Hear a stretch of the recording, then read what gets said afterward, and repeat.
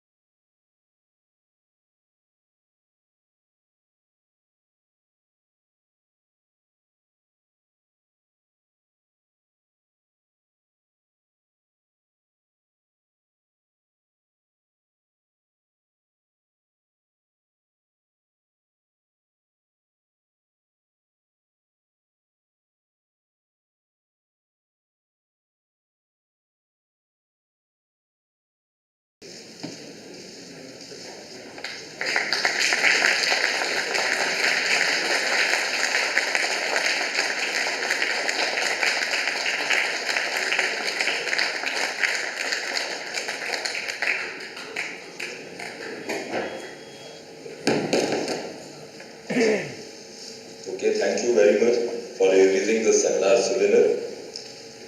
Now, to move forward with the program. Okay, I have been informed by the co-convener of the national seminar that it's all due to leadership Professor Naseem Ahmed Khan Sahab and the co-director Dr. Mohammad Tahir. So I take the opportunity to honor Professor Naseem Ahmed Khan Sahab.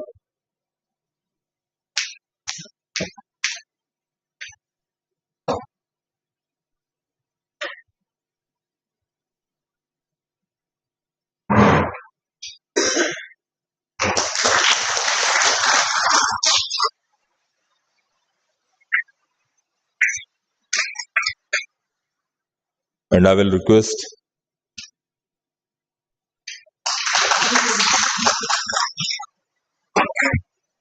thank you very much, sir.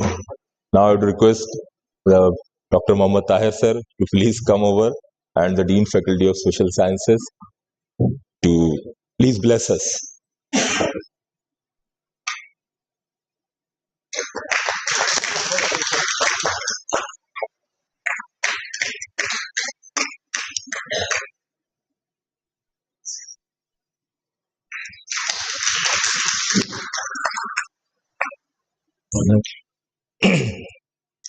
As Professor Naseem Ahmed Khan Sahab has introduced our guest of honor from a very prominent organization which is working over elderly. So we have with us the guest of honor, Mr. Prem Poddar, who is having a more than 2 decades experience in the social development sector, from the grassroots to the middle management level, and presently working as the national coordinator programs with HelpAge India, New Delhi, and he is having a very vibrant and very versatile experience in knowledge management, information communication technology, and capacity building, along with his specialization in aged care programs, governance, communication, and elderly advocacy. So, with these words, I request Mr. Prem Poddar to please come over and share his experiences.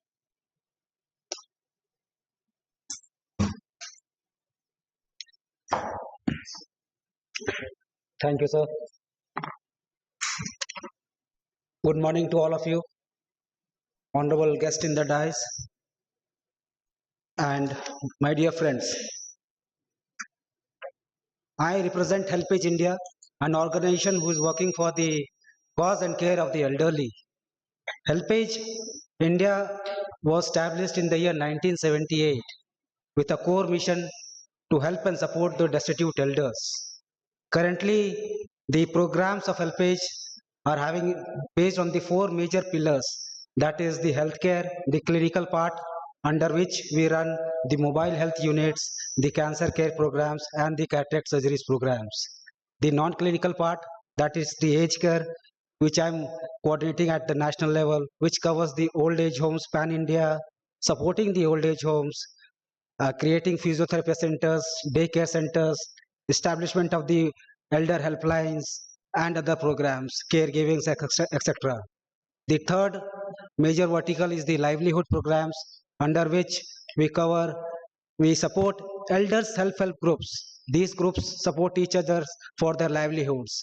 And the fourth and the last is the advocacy, under which we propagate awareness for the elderly care programs and schemes and benefits. Normally, on an average, 10% of the Indian populations are elders.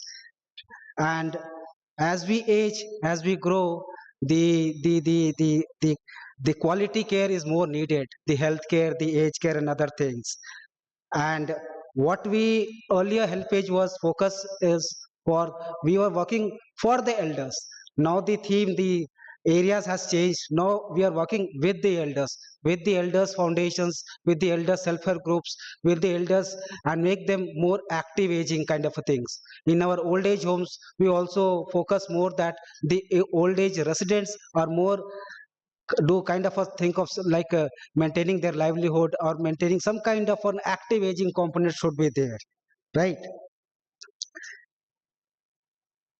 Thank you for giving me this opportunity to attend these programs. And 20 साल पहले 20-25 साल पहले मैं आप जैसे ही students था, and MSW करके I joined HelpAge in the year 2000, and slowly and gradually my career path increased, and that's why I'm here.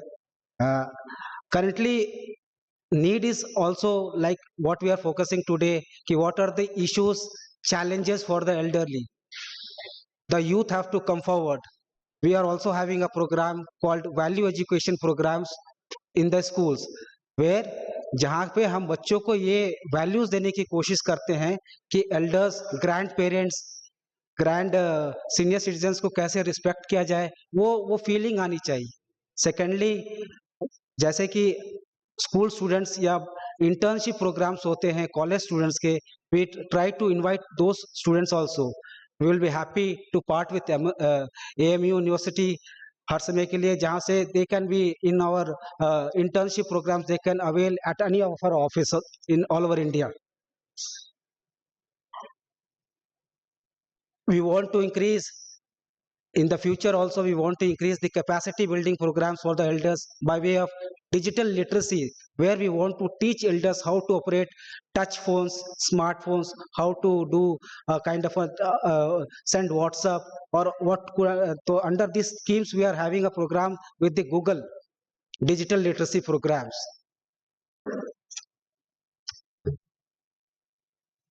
The issues and the challenges of elders are very much, we try to focus on more of the issues like the failing health, economic insecurity, isolations. Under the elder helpline, we try to cover these programs. There is a fear of boredom, idleness. Under the daycare center programs, we try to approach that things. Elder abuse. Elders are very soft target for the criminals. So under the helplines, we try to educate and make aware to the policemen to how these elders can be saved. Then how to increase the self-esteem of the elders, we try to do this also. And also preparing the elders for their old age. Like we are having, earlier we used to have programs for the pre-retirement age groups. So these kind of programs HelpAge is having. Thank you for giving me this opportunity to attend this seminar. Thank you.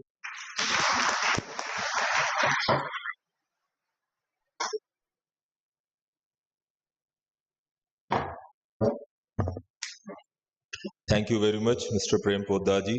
When he was saying that he is thankful to giving opportunity कि हमको मिली है इनको, तो बल्कि मैं तो यहाँ कहना चाहूँगा ये हमारी opportunity है कि you arrived here, you traveled a lot and you are working at the grassroots. So to move the program forward, we have with us a very young, dynamic and a versatile, I would say, genius with us, who has qualified one of the very difficult, coveted, prestigious exams of this country. He is serving as Director, Civil Services Officer, Group A, Ministry of Information and Broadcasting, Government of India. And he has also obtained from IIT Kharagpur degree in management. And he has worked with Doordarshan, All India Radio, Prasar Bharati, Press Information Bureau, and in several ministries like agriculture, food processing, home ministry. He has traveled with luminaries like former President of India, Pranab Mukherjee ji, to offshore and abroad assignments. He was the winner of DG's Best Officer Trainee Award, Best Officer Trainee Award in the MCR HRD Institute of Civil Services Officers. And he was also awarded DG's Gold Medal for securing first position in Alam Singhvi competition. And with these words, there is much. And presently, one more thing which is adding to his profile is that he is presently studying law in the very prestigious R.G. Rajiv Gandhi School of Intellectual Property Law, IIT Kharagpur. And after 1 month, he is soon going to join his duty in the Ministry of Information and Broadcasting. So with these words, I very humbly request Mr. Samrat Bandyopadhyay ji, IIS, to kindly deliver his address.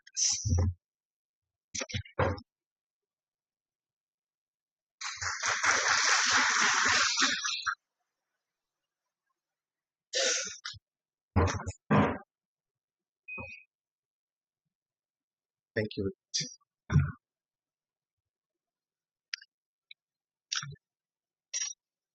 Thank you very much for the introduction as such. I have been given 10 minutes time as such, but within this 10 minutes, I like to do justice with the various facets of this particular August Gatherings seminar. Well, at the outset, this is Samrat Bandyopadhyay, being a civil services officer, presently pursuing law, LLB 3 years course in RGSO IPL of IIT Kharagpur. My deliberations and opinions, as well as my perspectives, are totally mine from academic endeavor and part of the learning endeavors and the project work which I'm doing in IIT Kharagpur presently. Swami Vivekananda has said, education is a manifestation of perfection already in man. A very good morning to all of you, the eclectic and the August gathering. In this auspicious occasion, at the outset, let me thank, as a mark of respect, to Honorable Vice Chancellor, Aligarh Muslim University AMU, Professor Mohammad Gulrez, Dean, Faculty of Social Science, AMU, Professor Dr. Mirza Azmar Beg, Professor Dr. Chandra Paul Singh, Professor Emeritus, Department of Social Work, Kurukshetra University, Professor Dr.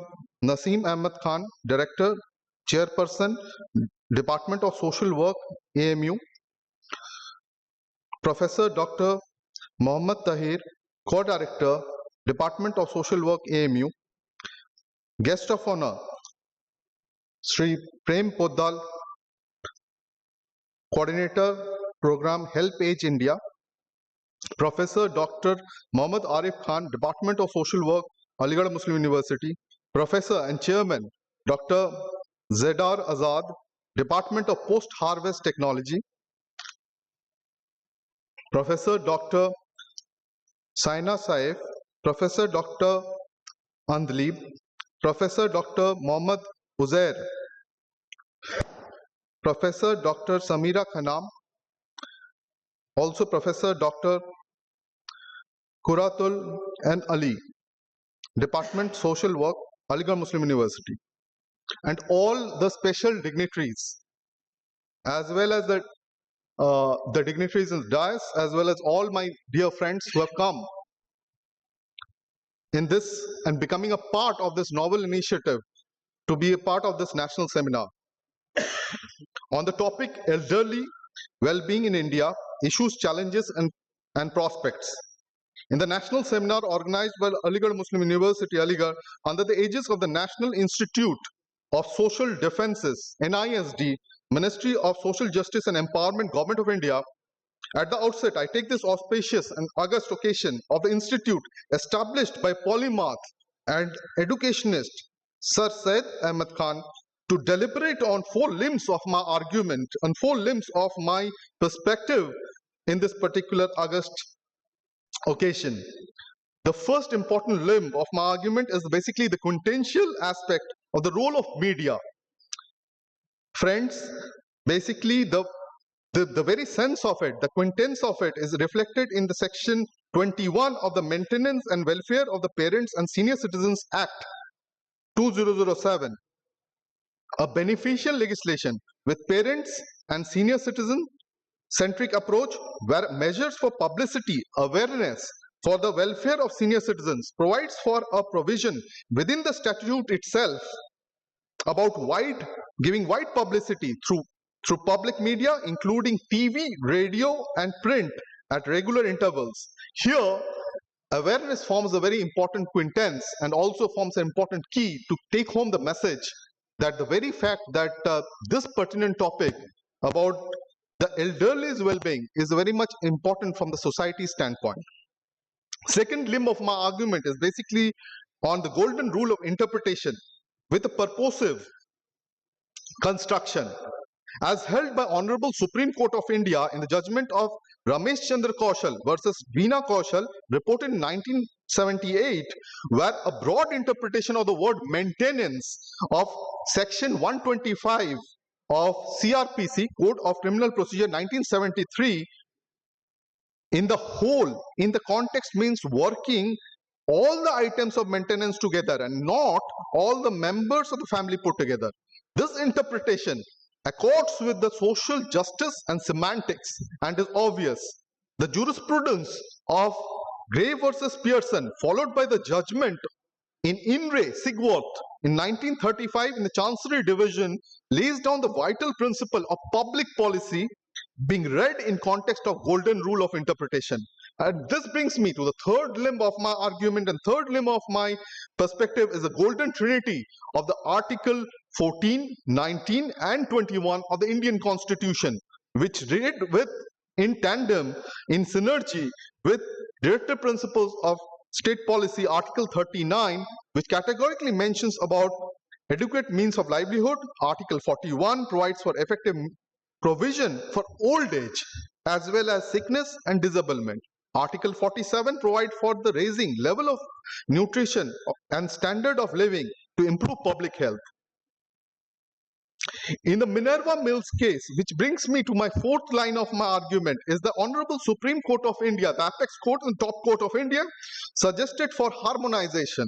Now, it is very important that we need to see harmonization from the perspective that it has to be seen from the prism not only from the statutory legal provision, but also about mass awareness, a wider dissemination of the information and literacy for the citizenry with respect to three important parameters which I talk about.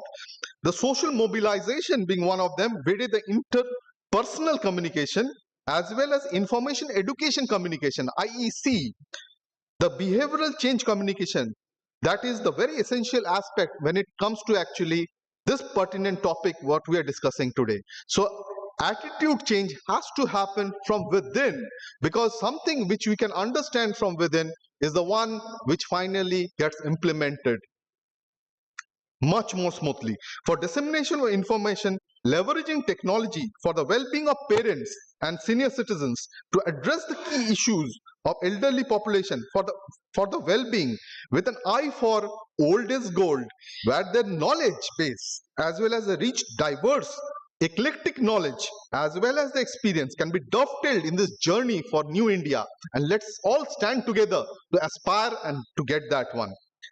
And with this, I want to actually conclude by the last sentence of mine, by drawing the inspiration from best practices across the world, where cross-fertilization of ideas is a quintessence for the interpretation of the meaning of life and liberty in the realm of Article 21 of the Indian Constitution, where living a dignified life beyond the cloth, food and shelter as mere existential requirement for a meaningful life is a bedrock of the constitutional ideals and the philosophy being aspired for by the lawmakers as well as the constitutional makers of this country.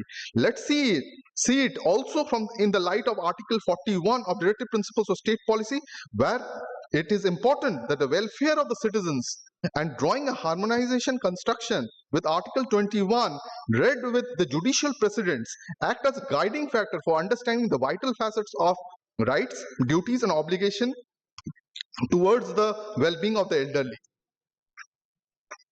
Thank you very much for this August, for giving me this opportunity before this August gathering. Now I like to actually kindly call upon Dr. Mohammad Arif Khan, Senior Assistant Professor, Department of Social Work, Aligarh Muslim University, and Mr. Abdur Rahman Malik, Young Professional Law, Ministry of Commerce and Industry, to be part of the book concept note, with all of them being co-authors written with me for its kind release in presence of this August gathering.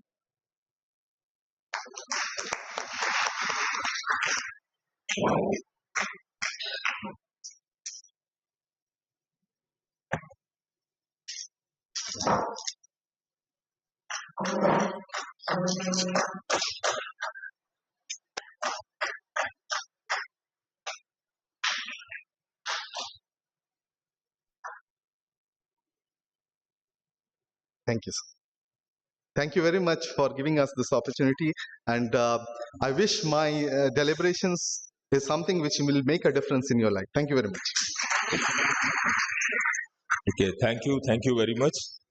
Now, our Honorable Vice Chancellor, actually he is preoccupied in various meetings, so I would request Professor Mohammad Gulrez sir to kindly come over and enrich us with his vast, extensive academic and administrative experiences. Sir, please.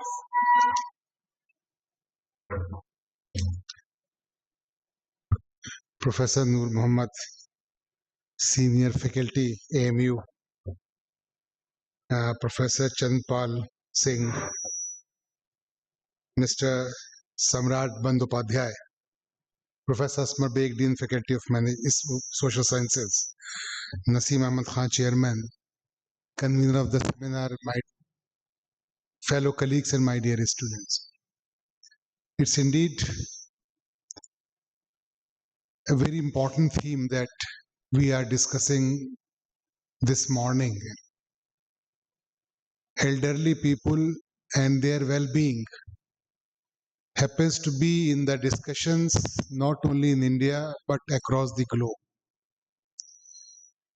As for United Nations Population Survey Report 2023 says that by the year 2050, India will be having around 20% of elderly population. Currently, in 2023-24, we are having 150 million elderly population over 60 years of age. So you can imagine that as the medical facilities are available, as social services are provided to our population, the longevity has increased. And with this increased longevity, there are attendant problems which are being faced by our elderly people. There are problems of Alzheimer disease, dementia, loneliness, elderly prostrate problems, orthopedic problems, and more above all, as we are becoming globalized and industrialized country, loneliness, because the youngs don't have time for their elderly population, for their elderly family members. As we are becoming nuclear family, there are hardly anybody to see or look after the elderly population. I think this is a problem which not only as a student of social work or sociology, we will all have to address together. And I congratulate the Department of Social Work for selecting this theme and organizing a theme and organizing seminar on this such a very important topic. I was reading that because the governments are not in a position to provide pension, the old age of retirement is increased in Germany and France. And there are lots of demonstration going on that we do not want to work any further, we want to take some rest. So there are problems, and attendant repercussions of these problems are attached with these things. There are issues of medical attendance. India is now becoming a capital of health tourism. So many people are coming. We are also having issues of old age homes. Even in the university, I was discussing with some of the fellow colleagues, and they were telling that they are going to book a room somewhere in Calcutta to live after retirement, because they are not in a position to be a dependent on their family members. I think this is a social problem. Despite even having sufficient financial support back at home, there are not many people attending the problems of old age. I think Professor Mr. Bandyopadhyay has very rightly pointed out the legal provisions available. The Constitution guarantees, and the legal provisions are there. There are so many judgments coming from the Supreme Court and Honorable High Court to look after that. It is a crime in case you do not treat your parents well. But then it is a kind of a mindset that we all have to change. I think the Department of Social Work, with its volunteers and students, working in these fields and bringing about this to the forefront, I think this will go a long way. It is not only that you try and finish this discussion in this very forum as a seminar, take out this message loud and clear to other people so that people can sensitize themselves. You all have to be the ambassador of this very social cause. First, try back at your own home, be convinced that this is an issue, this is a problem, and then carry out this message loud and clear outside. With these words, I once again thank you for giving me this opportunity. I'm very grateful to the scholars and the resource persons, those who have taken time to come here to sensitize our students. I think there should be a chapter or a topic in our curriculum also in social work and sociology, so that various dimensions of these problems can be studied and can be taken care of. With these words, I give thanks for giving me this opportunity, and I congratulate the department for organizing seminar on such a large scale. Thank you very much. Thank you, sir, for your very kind wishes and the blessings. We look forward to have you again in these programs.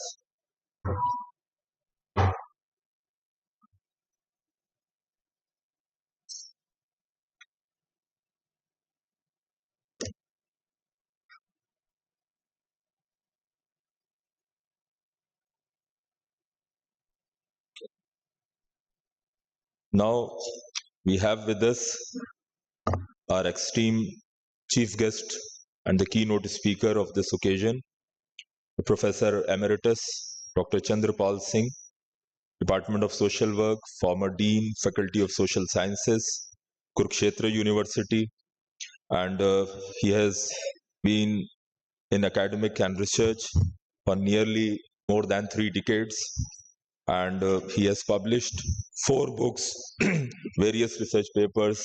He has traveled across the length and breadth of the country, abroad, conducted various projects, development projects, and he has been very much close to the psychosocial problems, the counseling, and other areas of social work, mental health, etc.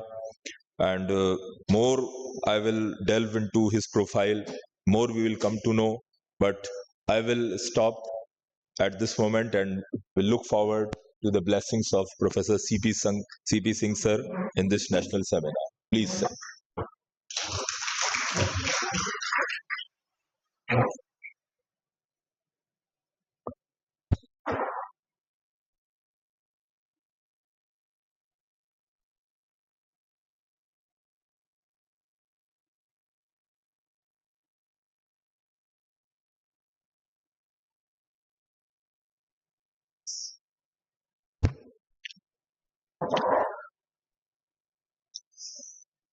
Worthy Vice Chancellor Professor Mohammad Gulreiz, Professor Noor Mohammad, the former Dean, Faculty of Social Sciences and the mentor of the Department of Social Work, Professor Mirza Asmar Beg, Dean, Faculty of Social Sciences, Shri Samrat Bandyopadhyay ji, Shri Narendra Swami ji, Shri Prem Poddar ji from HelpAge India, Professor Naseem Ahmed Khan, the Director of the seminar and the Chairperson of the Department of Social Work, Dr. M. Tahir, other faculty members, esteemed dignitaries, dear students. I feel privileged to be here with you this morning, and very good morning to all of you. Professor A.K. Bharati, my friend as well as colleague at Lucknow University, when we met yesterday, we were just discussing about some of the issues in which the social work profession can intervene with the special population of aging, particularly in the time when we are witnessing a sharp increase in this population, to bless all of us. So friends, I am honored to deliver the keynote address at the National Seminar on Elderly Wellbeing in India. I want to express my appreciation to Professor Naseem Ahmed Khan, Head Department of Social Work, Aligarh Muslim University, who has invited me here to be the keynote speaker. I also appreciate the Faculty of Social Work Department, Aligarh Muslim University, for continuously working hard in the establishment of this department. I am personally witnessing the growth of this department under the blessings of Professor Noor Mohammad and other heads and various deans of the Faculty of Social Sciences. I am also sincerely thankful to Professor Gulzair Ahmed for his physical presence in the seminar, and it is the witness for his support and the continuous support to the department. Because of his very busy schedule, he was with us. Friends, I first of all extend my heartfelt thanks to the National Institute of Social Defense. And I feel that organizing this national seminar on elderly well-being, the Department of Social Work has full credentials, because the department has been successfully conducting outreach activities through its concurrent fieldwork program And since its inception, the department is working on different social issues in targeting population across diverse social groups. Among the elderly population is one of the important area. The health camps in the villages where the students of MSW are going for field work address various health problems of elderly like Alzheimer, dementia, arthritis, heart and kidney diseases, and help them to lead a peaceful life. Working in collaboration with the district administration and JN Medical College, elderly population is helped in many ways. The department, through its students and teachers, also play an integral role in counseling of elderly and their families, especially suffering with different psychiatric problems and psychosocial issues. Some of them I will be discussing with my note in my discussion with you. Therefore, National Institute of Social Defense (NISD) New Delhi has also taken a good decision to extend help on such issues and logically justified its decision by sponsoring this seminar to the Social Work Department, Aligarh Muslim University. The concept note of the National Seminar on Elderly Wellbeing in India, Issues, Challenges and Prospects states that India is currently experiencing a significant demographic transformation, primarily characterized by a substantial increase in its elderly population. This has been also reported in the India Aging Report released by United Nations Population Fund in 2023. The report projects that by 2050, the elderly population in India will exceed 20% of the total population, surpassing the number of children aged up to 15 years.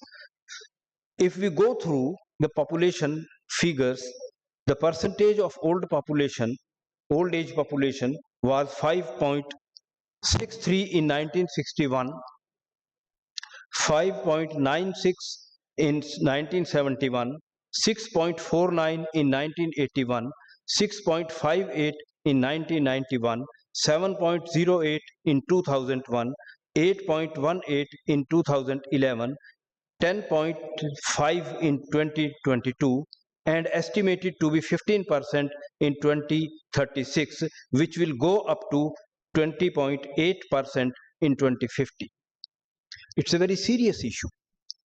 And it means that elderly are the important part of our society and we can't ignore them only because now they are infirm and dependent on others.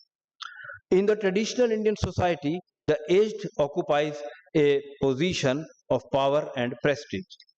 As na sabha na santi vriddha, vriddha nate ye na vadanti dharmam. It means that अर्थात वह सभा नहीं है जहां वृद्ध जन उपस्थित न हो, वह वृद्ध नहीं है जो धर्म संगत बात न करे. And the historical and traditional respect and significance of the elderly in Indian society is also clearly explained in many Indian scriptures, such as the shloka in Manusmriti also clearly points out that in ancient times the elderly were having great respect and high place in society. Abhivadadaya vridhachascha dadachya vasavan swakam kritanjali rupa sati gacchata prishtato avinyat. It means that we should always respect our elderly by saying namaste. When they come near you, give them place to sit with respect. Sit near them with folded hands. Answer whatever they ask. When they want to leave the place, see off them with respect by following them to some distance. The concept note further adds that the changes in the family structure in present society has had a profound impact on elderly, stripping them from their customary roles as leaders, decision makers, and integral member of the community. At the same time, the elderly frequently face unfavorable preconceptions of being unproductive, infirm, inflexible, and incapable of making substantial contribution to the society, and economy. In this way, the reference of the aged is generally in terms of their pathology as a social problem, a burden or need in adjustment. But now the situation is changed. Now, in present society, when the increasing number of aged is a worldwide phenomenon, there is an effort to look at the potential of aged. Hence, the concept of active aging is being discussed and propagated, and one important step in this regard was to declare 1st October as the International Day of Older Persons, declared by United Nations General Assembly on 14 December 1990. Its main aim was to educate the public on issue of concern, to mobilize political will and resources to address the problems of aged while across the uh, problems of aged people across the world. The celebration of this day indicates the concern of national and local governance for encouraging all to draw attention to the challenge negative stereotypes and misconceptions about older persons. The aging and to enable older persons to realize their potential. The UN Decade of Healthy Aging 2021 to 2030 is a global in a collaboration aligned with the last 10 years of the Sustainable Development Goals to improve the lives of older people, their families, and the communities in which they live.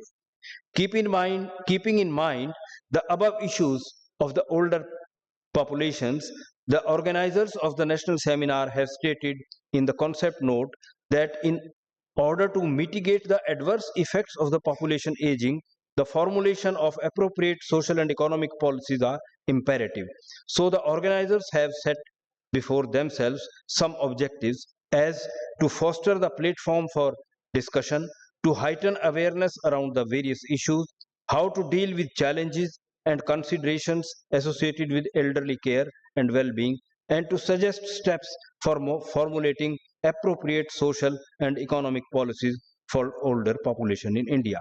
For this, the seminar has also given several sub-themes which will discuss the seminar, some of which are societal and cultural change and aging population, social security and policy frameworks, rural and urban divide in aging, legal and ethical issues in aging, mental health of well-being of elderly, and social work intervention with aging.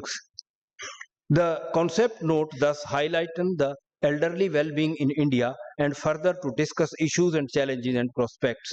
These all are well covered in the objectives given and the sub-themes suggested for inviting the papers for presentation. Now the important issue is how to define the old age and what are the problems in defining it. The criteria for defining old age are not very clear. In defining old age, we have to take into consideration two factors, the physical aging and the social aging. These appears to be very distinct, but nevertheless interdependent. Physical aging is associated with changes in the physiological conditions of the person, such as change in color of hair, loss of dentition, weakness of eyesight, and inability to attend personal needs.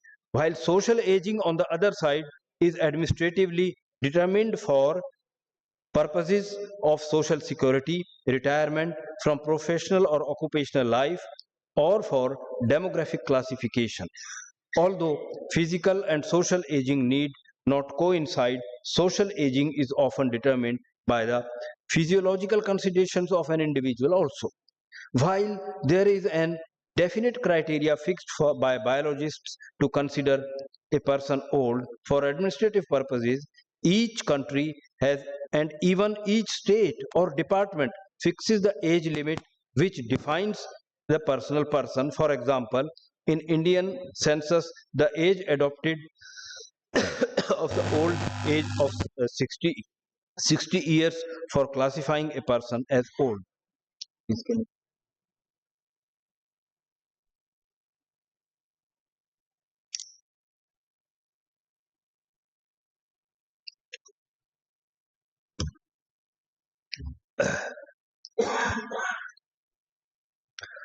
The central universities fixes the age at 65. State universities in some states 58 and in some from 60 to 62. And in the judicial services, it is up to 65 years. So old age is also determined by the cultural norms prevailing in a particular society. For example, the effect of family life cycle may have different implications for people living in different cultures.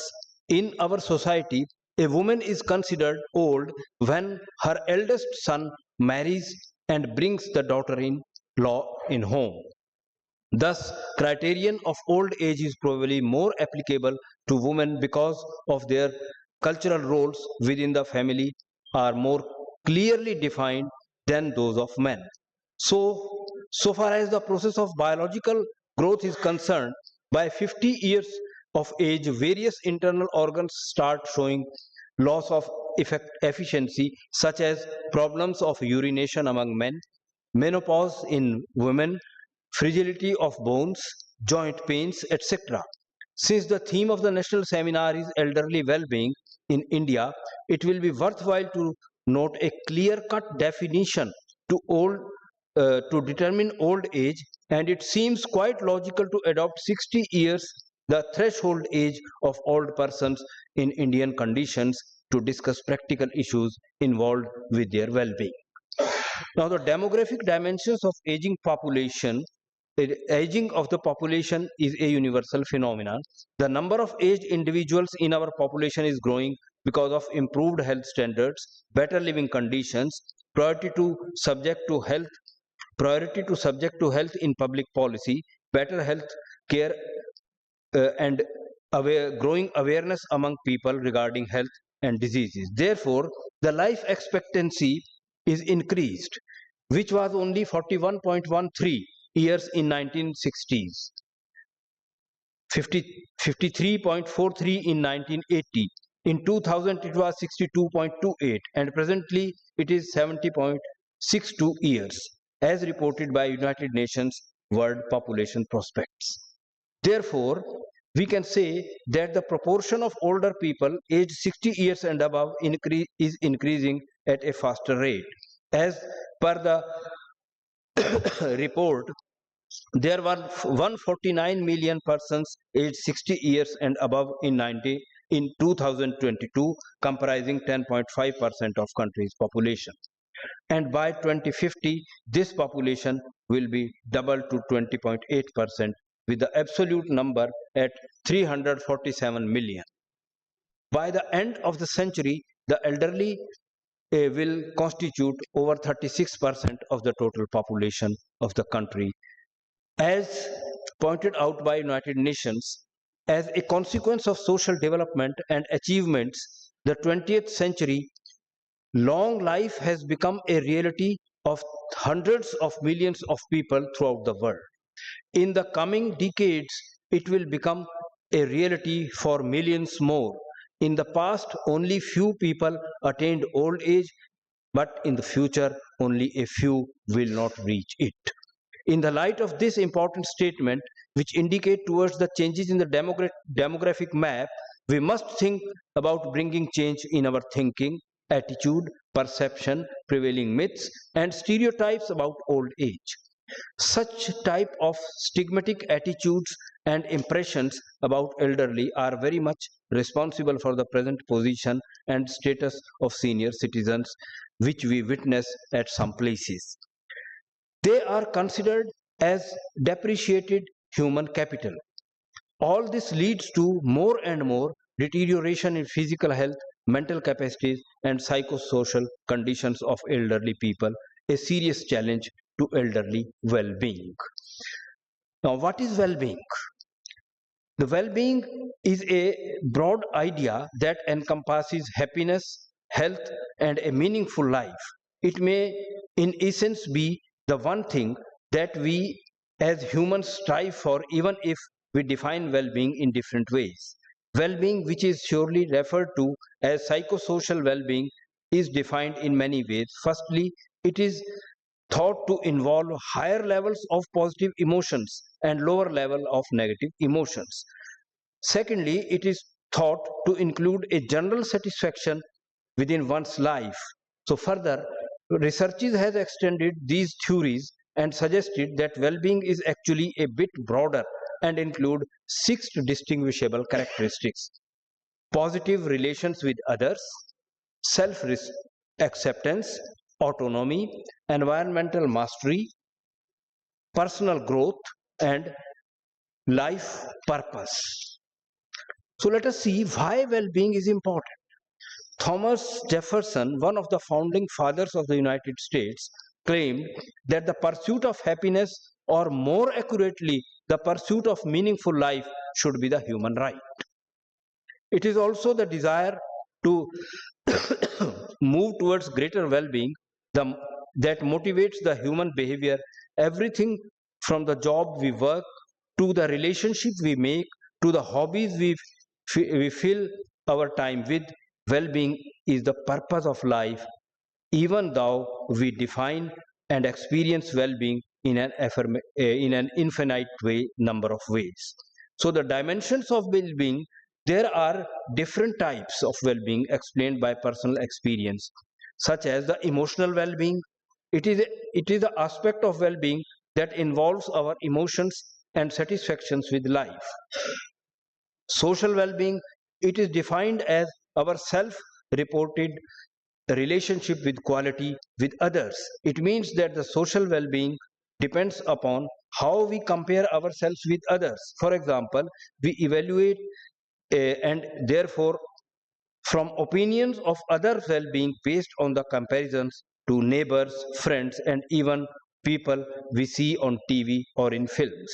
The mental well-being, it is also called cognitive well-being or intellectual well-being. It has to do with the well-being of the mind.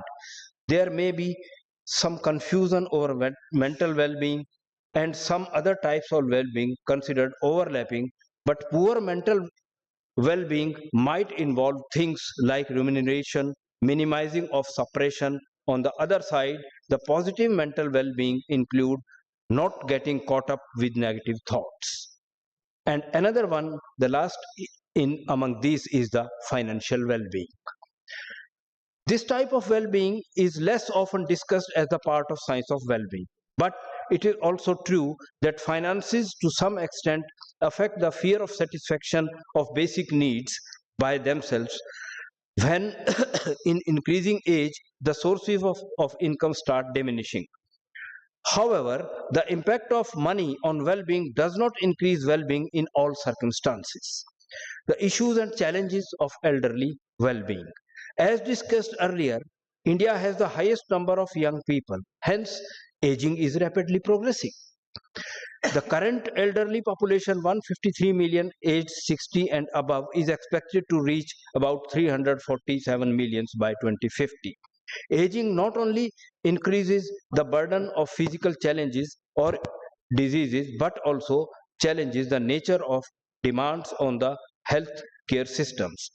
Developing societies need to accommodate the needs of an aging population while continuing to address other priority areas of non-communicable diseases, infectious diseases control.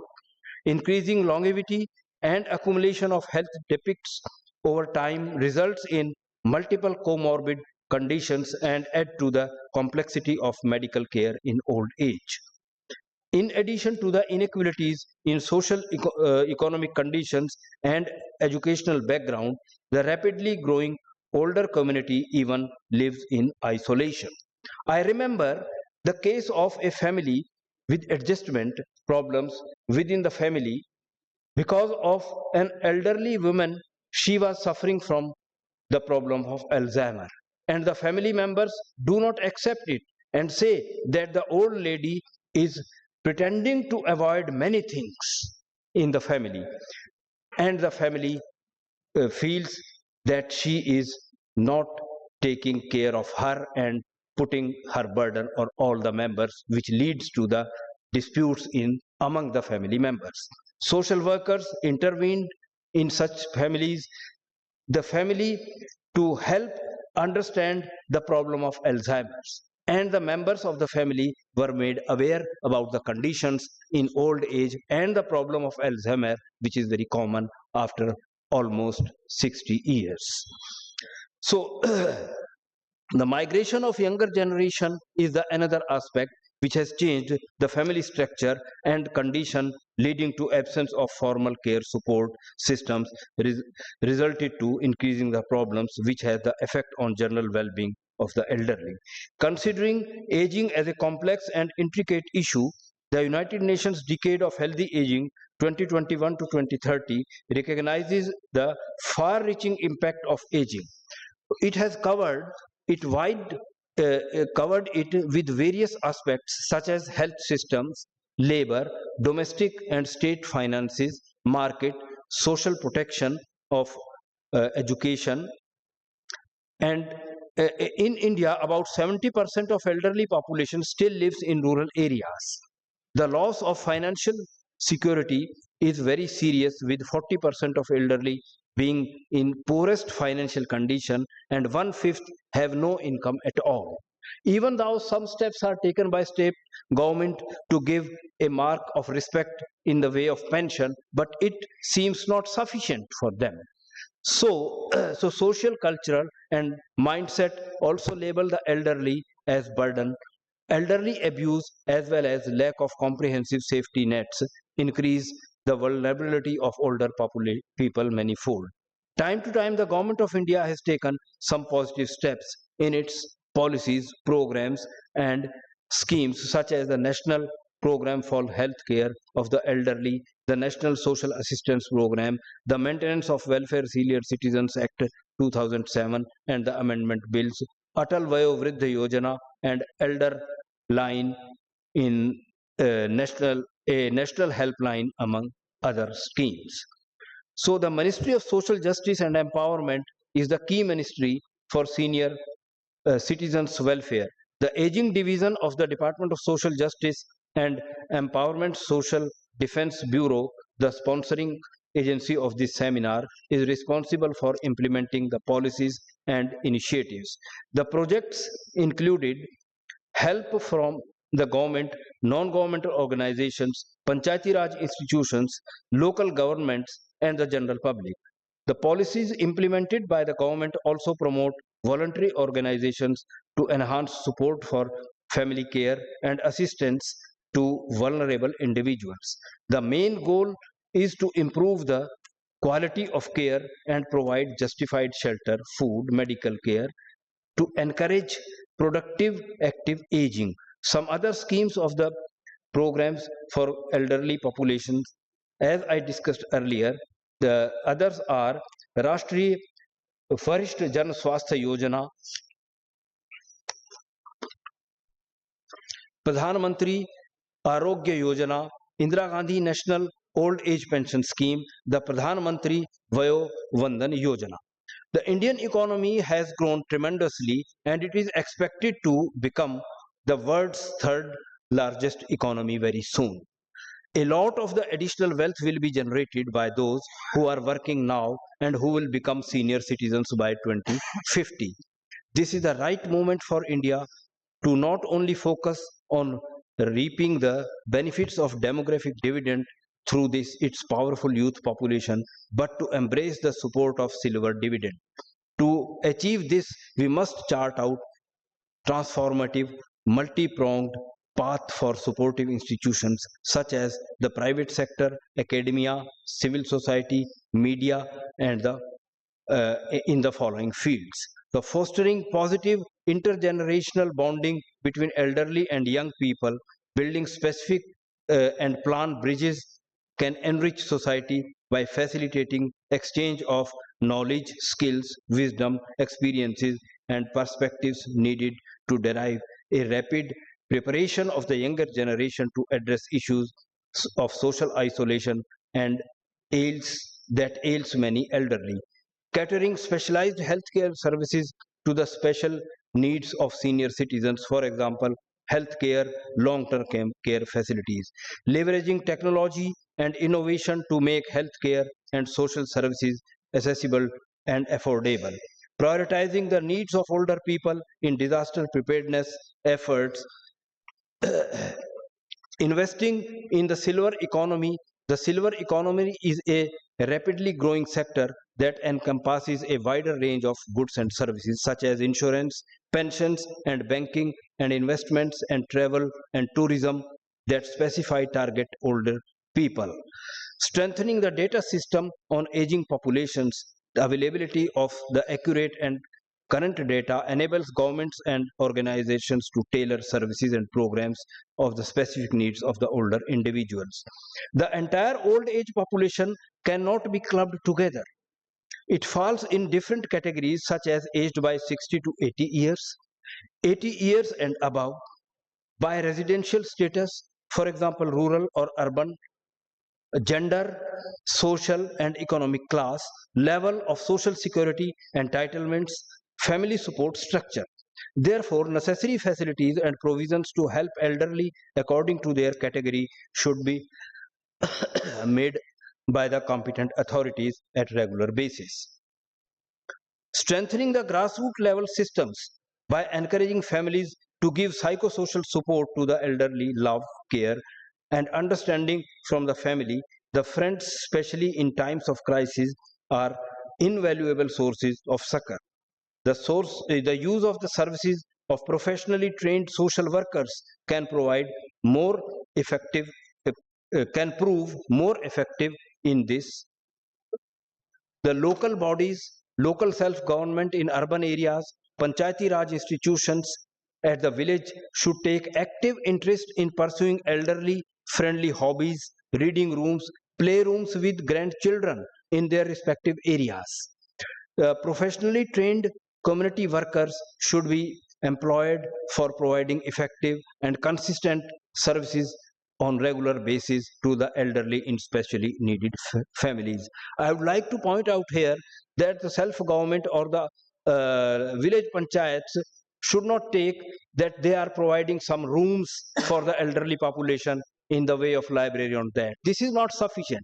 A regular care and maintenance of all such facilities on a consistent basis is very much essential to help elderly population. As I have also added, there must be some special place in all such places for the elderly people to play with their grandchildren, so that they can spend this time with the new generation and impart their experiences to them. Therefore, I will conclude here, apart of the biological and physical problems, some of the socio-psychological problems faced by the elderly people are isolation, alienation, loneliness, powerlessness, dependence, lack of emotional response from family members and friends, etc. Therefore, dealing with the issues and challenges in implementing policies, programs, and activities for the aged, the government, civil society, local bodies, and family should work dedicatedly and together with heart and cooperation to help India's senior citizens who have contributed a lot, to help them to live a life of dignity, purpose, and well-being in their golden years. Thank you very much.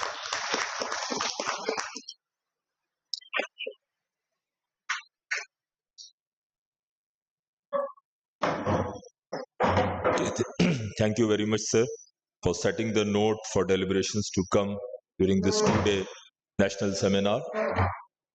Thank you very much, sir, again. An eminent political scientist at the national and international level, a former Fulbright Fellow, presently the Dean Faculty of Social Sciences, Professor Mirza Asmar Beg Sahab, is presiding this session. I very humbly request him to deliver his closing remarks.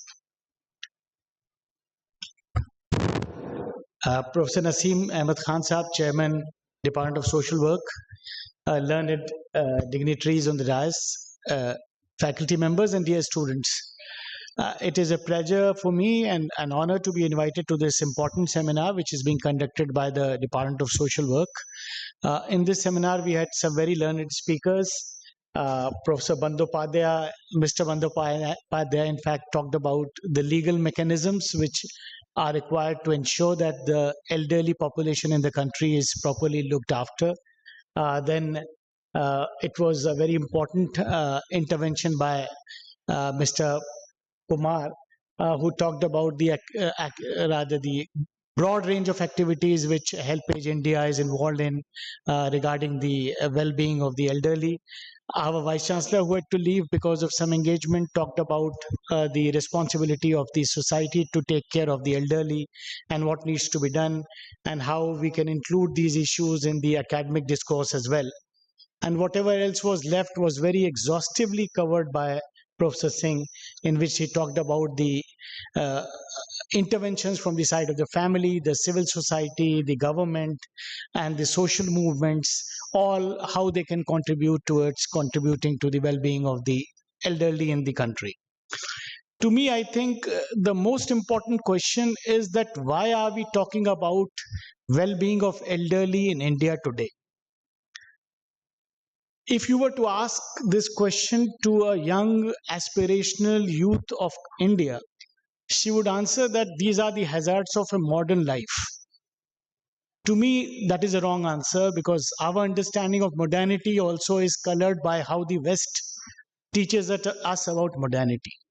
It is actually the consequence of the blind imitation of the Western way of life, or what you call broadly as Western culture.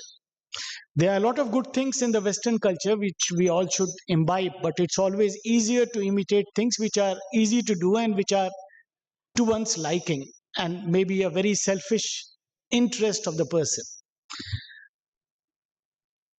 To my understanding, the all non-Western cultures, other than the culture of the West, are family-based, group-based, and these cultures emphasize upon others. And we used to pride in our cultures, whatever be our religious affiliations and other affiliations, upon giving to others. And that is something which was taught to us, and that's the reason taking care of the elderly in our families and societies was considered to be something very good, very satisfying. But under the influence of this Western culture, which is centered upon the individual and upon materialism. Individual is the center of the Western culture. It's not a question of being good or bad, Every culture is distinct and they have their own culture. But it is excessively individualistic and materialistic. The American Constitution, to which Professor Singh probably referred to, talks about the life, liberty, and the pursuit of happiness. Now, these are very good words, but life means my life, my liberty, and my happiness. And that happiness is to be attained by the mindless pursuit of materialism. So that is what we in non-Western cultures have also blindly imitated. And the consequences are large elderly population, which we are at pains to understand what to do about. So I think that is the biggest question, which especially the youths and youngsters need to understand and address, that what they need to do about their lives and how much of blind imitation of anything is bad, but how much of Western culture do they need, and how many values, are to be preserved in your own culture. Because the problem basically to my mind is that in our pursuit of this blind imitation, you get a certain kind of a complex about anything, any value associated with your culture. And therefore, and that is the reason, why it seems so strange that youngsters who have never ever stepped out of India and have never ever seen the face of any Western country are following all those things about the Western culture in their lives. How is it possible that I happen to be liking everything which is Western, starting from my dress to my food to my songs which I sing or the music which I hear, even if I don't understand the lyrics, but still I make myself to like it. How can you like a song which you don't even understand? It's very strange, but that's what has happened. And when these things go further, eventually it leads to a kind of life which is so isolated, which is so individual centered, that your parents and elders in the family also appear to be burdens to you. So that is, I think, the main question which we need to ask ourselves. It has been a very stimulating session this morning. And I congratulate all the speakers here who participated in this, and I welcome all of them on behalf of the Faculty of Social Sciences. And I welcome also the online participants. They are in large numbers who have joined this conference, although I don't see any of them on the screens anywhere, but still I'm told that they've joined. And I welcome all of you to this session, especially the students who have attended this session in large numbers. Thank you all once again. Thank you very much, sir, for striking the chord with the audience and all the participants and invoking the spirit of our indigenous and traditional culture regarding the respect of elderly. कि जहाँ पर कहा जाए कि माँ बाप के सामने उफ भी कह दिया तो नेकियां तबाह स्वाहा, तो ये हमारे ट्रेडिशंस रहे हैं. So thank you very much, sir. So before the formal vote of thanks, I would request the Tarana team to be ready, and I would request the seminar co-director, Dr. Mohammad Tahir, to kindly deliver the vote of thanks. After vote of thanks, there will be Tarana and followed by national anthem.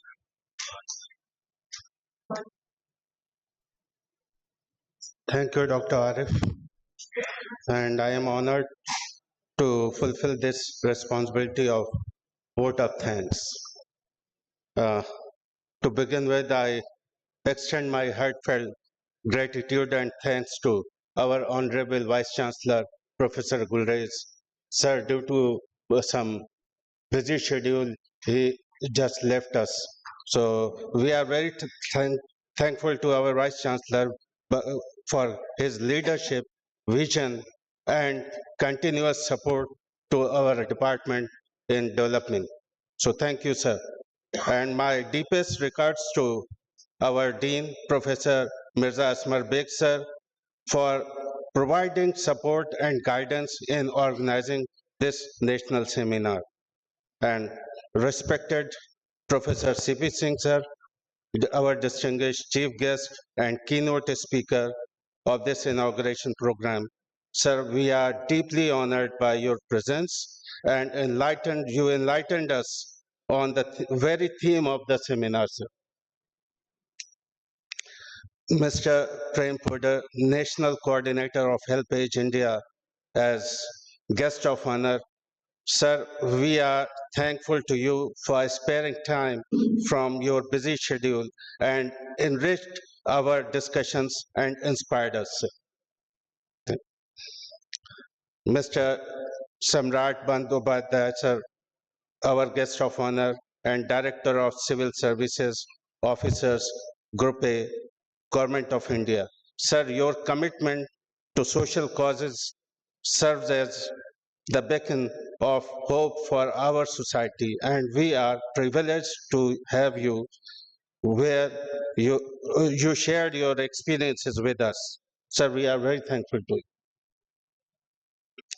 And Professor Naseem Ahmed Khan, Chairman of the Department of Social Work and Director of the seminar. We are very thankful to our Chairman. Sir, you continuously guided and supported always and help us in organizing this national seminar successfully. So, and I am also thankful to our colleagues, Dr. Quratullah Ali as convener, Dr. Shaina Saif and Dr. Muhammad Arif Khan as co-convener, Dr. Anleeb and Dr. Uzair as organizing secretary, Dr. Samira, co-secretary of the seminar, and the entire organizing team.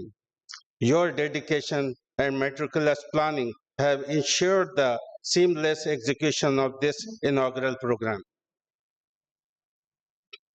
Our heartfelt appreciations goes to all the research scholars of the Department of Social Work and students of social work and non-teaching staff of the department for their active participation and support in organization of this seminar.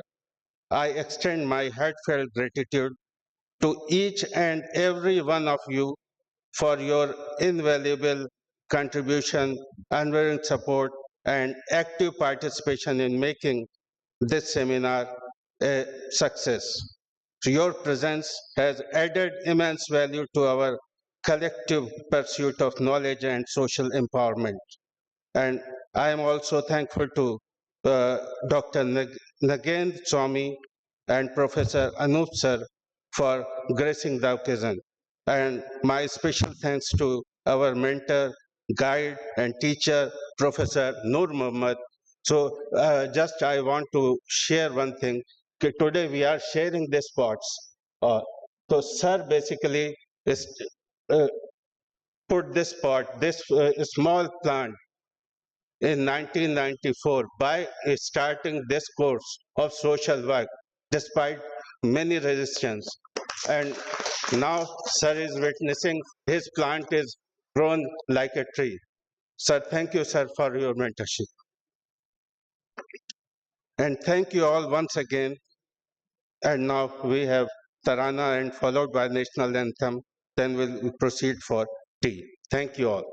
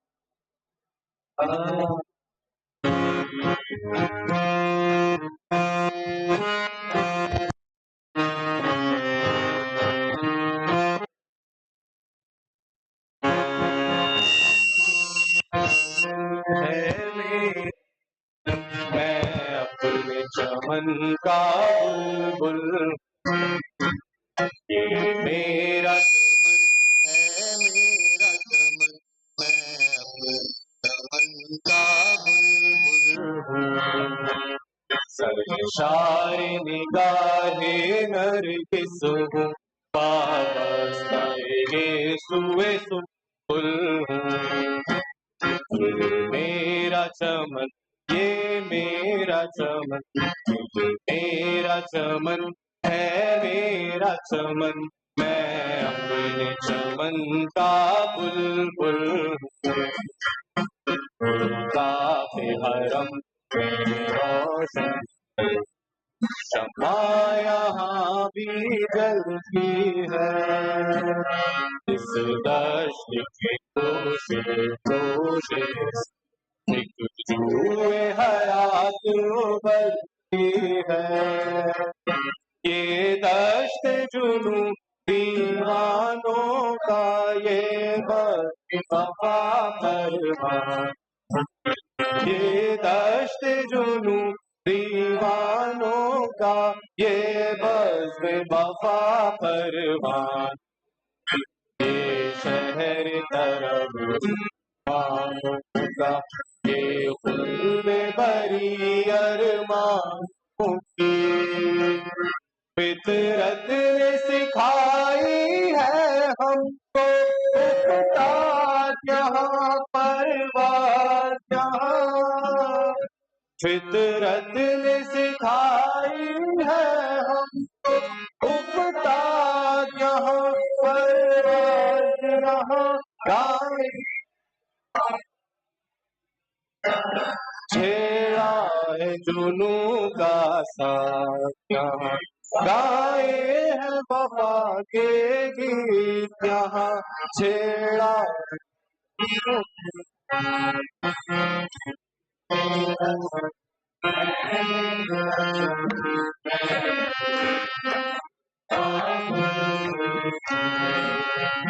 इस बाज़ में तेरे जी, इस बाज़ में तार तोड़े हैं। इस बाज़ में आँख बिछाई है, इस बाज़ में दिल तक जोड़े हैं। हर शाम है शाम मिस्र यहाँ, हर शब है शबे शीराज, हर शाम है शामे मिस्र यहाँ, हर शब है शबे शीराज जहाँ, है सारे जहाँ का सोच यहाँ, और सारे जहाँ का साज यहाँ। जर रात का बोसा लेने को सवा झुका आकाश यहाँ, जर रात का बोसा लेने को सवा झुका आकाश यहाँ। खुद आँख से हमने देखी है बातिल की शिकस्त पाश यहाँ, खुद आँख से हमने देखी है बातिल की शिकस्त पाश। मेरा चमन है मेरा चमन, मैं अपने चमन का बुलबुल हूँ। ये मेरा चमन, ये मेरा चमन, मेरा चमन है मेरा चमन, मैं अपने चमन का बुलबुल हूँ।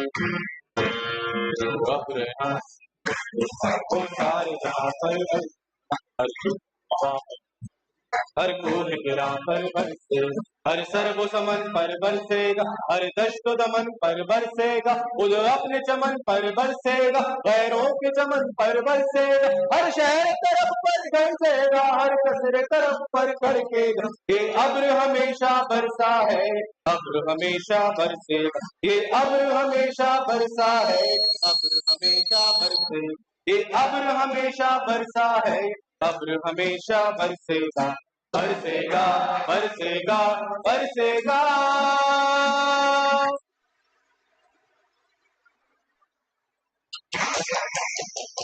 Audience, national anthem, please stand.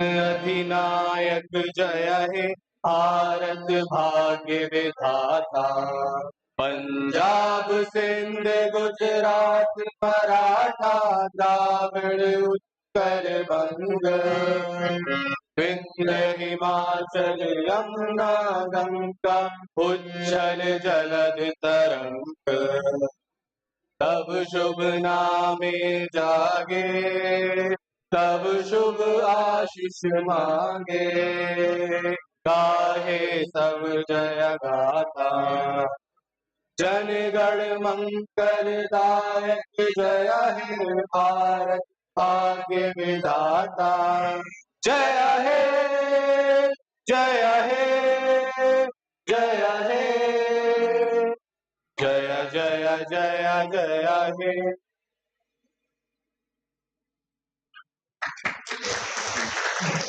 Okay, thank you all. There is a tea break, arrangement of tea outside. So please have tea with us. And after tea, we will have a plenary session with all our esteemed resource persons. So kindly join as soon as possible after high tea. Thank you.